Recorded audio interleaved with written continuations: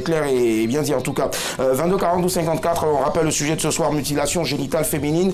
Comment arriver à la tolérance zéro? Pour en parler, ce soir, nous avons une grande écrivaine.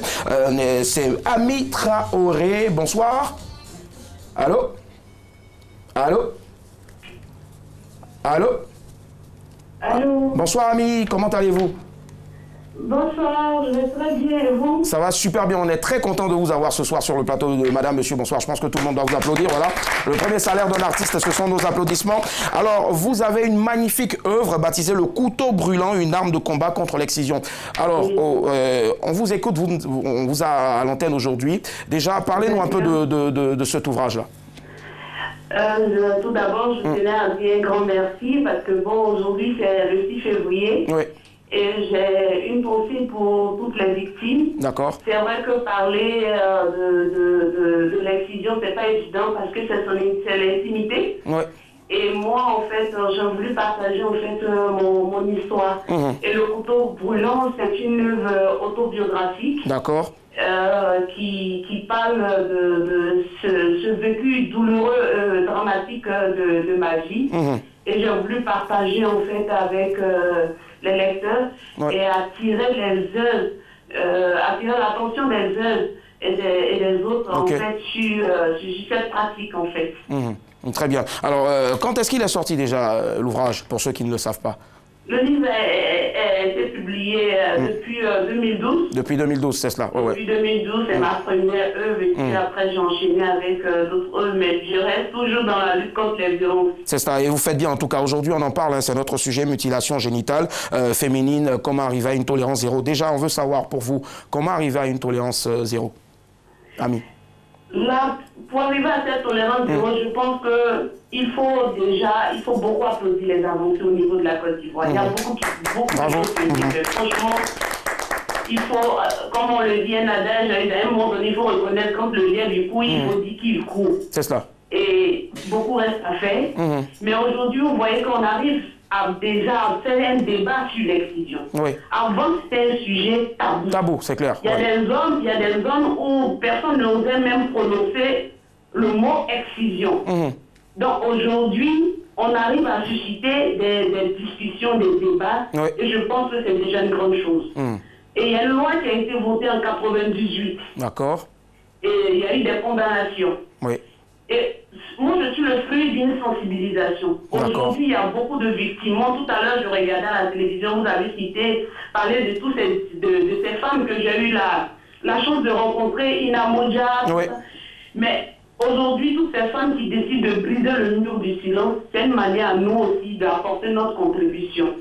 Et aujourd'hui, pour arriver à cette tolérance zéro, il faut surtout investir les jeunes. Surtout la jeunesse aussi aujourd'hui. Parce que le problème de l'excision aujourd'hui, c'est une question de société. C'est cela. Ce n'est plus une question de femmes. C'est une question qui concerne tout le monde. Donc chacun doit jouer son rôle et donner la place aux jeunes. Parce qu'aujourd'hui, il y a un outil qui manie très bien, c'est les NTIC, les réseaux sociaux. Et il faut qu'on puisse trouver en fait des stratégies. Et nous, en tant que victimes de cette pratique, nous apportons notre contribution à travers des conférences, tout, pour faire comprendre aux gens que nous sommes passés par là. Nous avons eu des conséquences et nous disons que ça n'apporte rien à la femme, ça n'apporte rien à notre communauté, ça n'apporte rien à notre pays et ça n'apporte rien au monde. Très bien, Ami Traoré, voilà. Ici à côté de nous, nous avons aussi une femme engagée, bien sûr, contre les mutilations génitales féminines. C'est Annick. Je pense qu'il y a quelque chose à vous dire. Vas-y, Annick. Alors, Madame Traoré, votre œuvre est sortie depuis 2012. Je suppose que vous avez eu des retours. Est-ce que vous pensez que votre témoignage a impacté toutes ces personnes-là qui ont eu la primeur, bien sûr, de lire cette œuvre?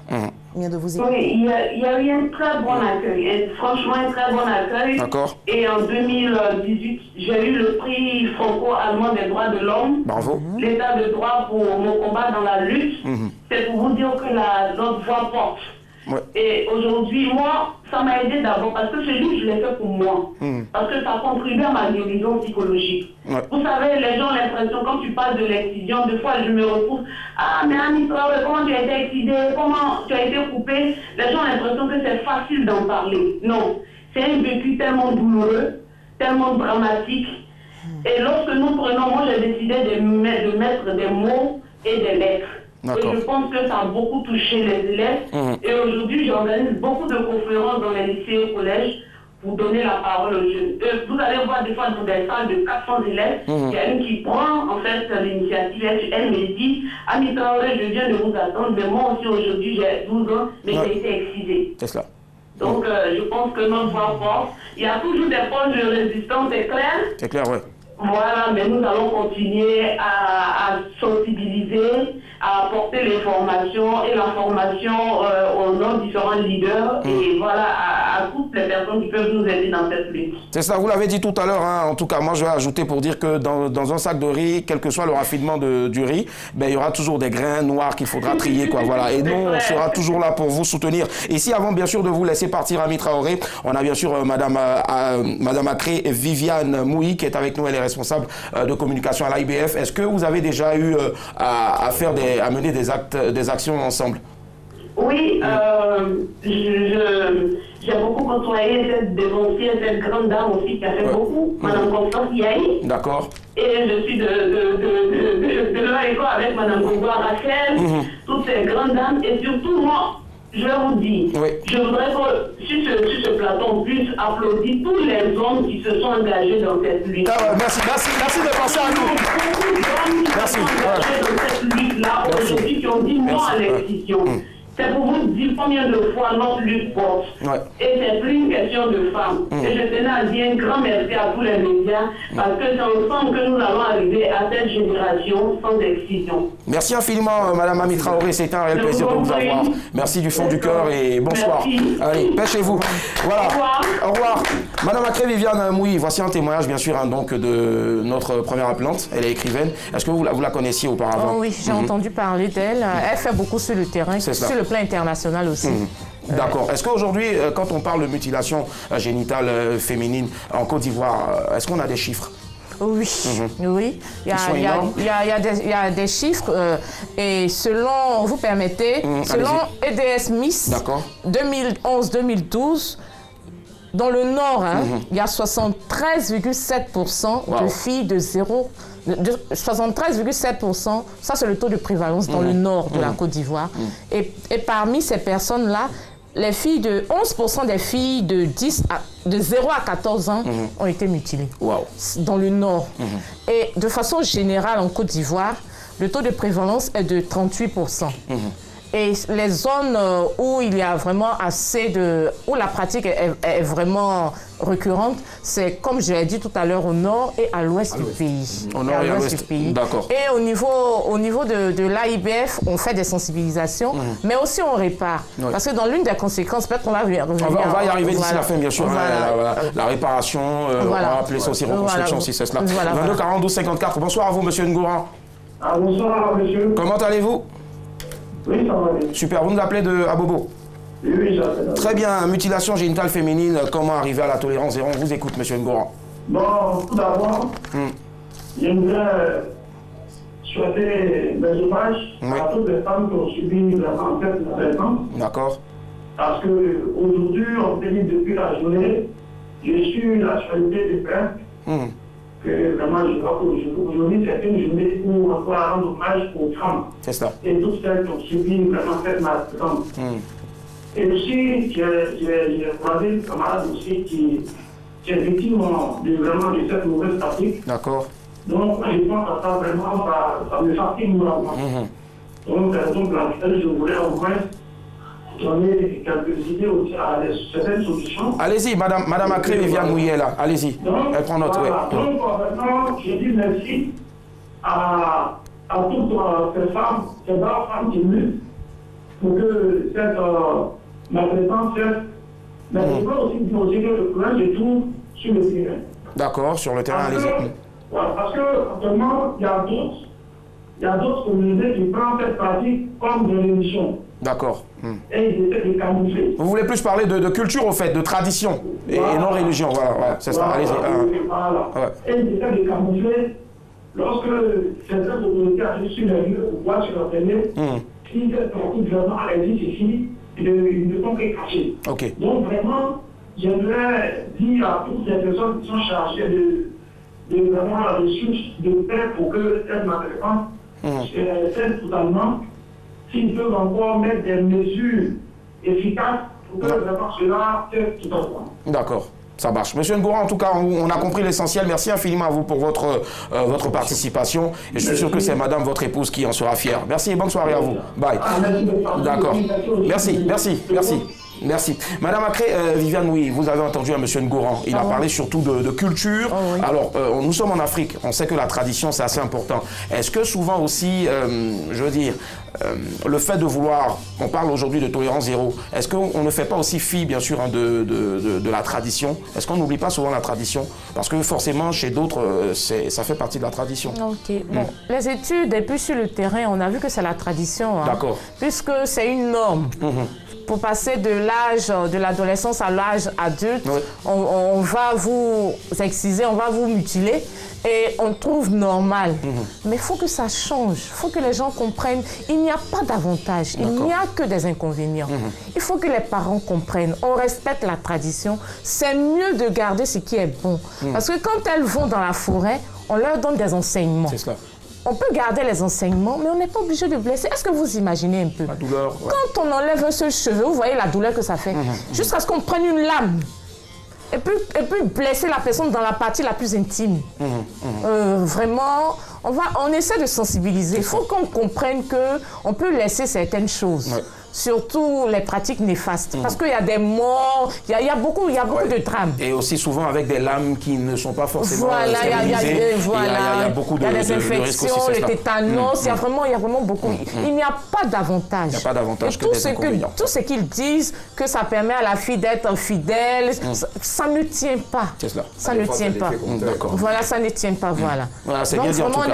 On respecte la tradition, nous sommes tous africains, nous avons nos origines, on respecte la tradition. C'est pour ça que le thème de cette année me plaît beaucoup. Oui. Parce que quand on investit dans les jeunes, de plus en plus, les jeunes vont à l'école, de plus en plus, on essaie d'éclairer nos parents qui n'ont pas été à l'école. Je crois que c'est un travail de longue haleine, mais on ne doit pas se décourager. Il faut que les parents comprennent que si tu aimes ta fille, il ne faut pas faire ça. D'accord, ouais, je pense que c'est bien dit. C'est une mère aussi qui parle. 22 42 54. Bonsoir à vous, Alphonse. Oui, bonsoir. Vous nous appelez de Yopougon? Oui, c'est ça. Très bien, on vous écoute, Alphonse. Bon, déjà, d'avoir une bonne pensée pour toutes les filles, toutes les femmes qui ont subi les visions de l'éducation de l'État. D'accord. Et concernant la tolérance zéro, j'ai dit déjà qu'il faut voter des lois. Des lois pour protéger toutes les filles qui naissent. D'accord. Déjà, s'il vous plaît, parlons de loi. On va faire une pause, hein, s'il vous plaît. Désolé, Alphonse. Madame Akré, est-ce qu'il y a déjà des lois contre les mutilations? Bon, le code pénal, parce qu'il y a la répression. C'est cela. Il y a la répression. Et je sais qu'actuellement, il y a une loi qui est en cours, enfin, la loi sur la santé. C'est cela. La loi SR, sur la santé reproductive. Et qui prend en compte tous ces aspects-là. La dignité de la femme, la dignité de la personne humaine. Je pense que déjà, le gouvernement aussi est à saluer. Il fait un gros boulot. Allez-y, poursuivez, Alphonse. Oui, mais en prenant la femme, si la loi n'est pas précise, et elle ne peut pas dire carrément contre la mutilation qui est un crime, en fait. D'accord, pour vous, c'est un crime, oui, c'est un crime, ça on le sait tous, déjà. Donc, oui, allez-y. Il faut que des lois soient votées, et les préfets représentent l'État, mettre en application ces lois. D'accord. Des lois qui sont avec des amendes et des peines de prison. Elle a dit, c'est ça, allez-y, il y a la répression aussi qui se fait déjà. Oui, allez-y. Et après, si vous voyez, il faut un suivi. C'est-à-dire, lorsqu'on sait qu'il y a une brigade, une police, derrière nous, qui suit ou qui contrôle les violations criminelles des enfants de 0 jusqu'à 15 ans, je crois qu'on connaît des régions en Côte d'Ivoire qui sont concédées par cette institution. Oui, elle a donné les chiffres tout à l'heure. Commencer à sensibiliser et à faire comprendre qu'ils auront des peines et des prisons. En fait, il ne faut même pas agir avec les gens. Il ne faut pas les caresser dans les sanglots, c'est ça. On a des cadres qui sont dans ces régions-là. D'accord. Les cadres qui sont même d'informer leurs parents. Peut-être c'est la tradition. Mais on comprend que certaines traditions sont à l'air. Ok, d'accord. Donc, je pense qu'il faut une première réflexion que les gens comprennent. La prison, amènera peut-être à changer. D'accord. Merci Alphonse. Oui. Ils n'ont pas d'expérience, donc ils agissent intelligemment. D'accord. Voilà, il faut agir avec force. D'accord. Parce que souvent, la violence, disons, pour des brigades peut amener certaines personnes à marcher. Ok, ça marche. Alphonse, merci infiniment. Moi, déjà ce soir, on vous fait ambassadeur, bien sûr, de la lutte contre les mutilations génitales féminines. Merci infiniment. Bonne soirée à vous. Okay, d'accord. Alors, Madame Akré, Viviane Mouy, tout à l'heure, on a parlé aussi, bien sûr, du fait que l'excision fasse partie de tout ce qu'on appelle mutilation. Est-ce qu'il y a encore d'autres mots, quelles sont les autres formes aussi de mutilation subies par les femmes, à part l'excision? C'est les deux, hein. Il y a l'excision et l'infibulation. L'infibulation, mais il y a 4 sortes, mais c'est des démembrements de l'infibulation. Donc on peut quand même les classer en 2 groupes. En 2 groupes, d'accord, ça marche. Je pense que là maintenant, on va arriver à l'étape où on va parler de reconstruction, réparation, mais avant on a un petit extrait et puis on revient à vous. C'est parti.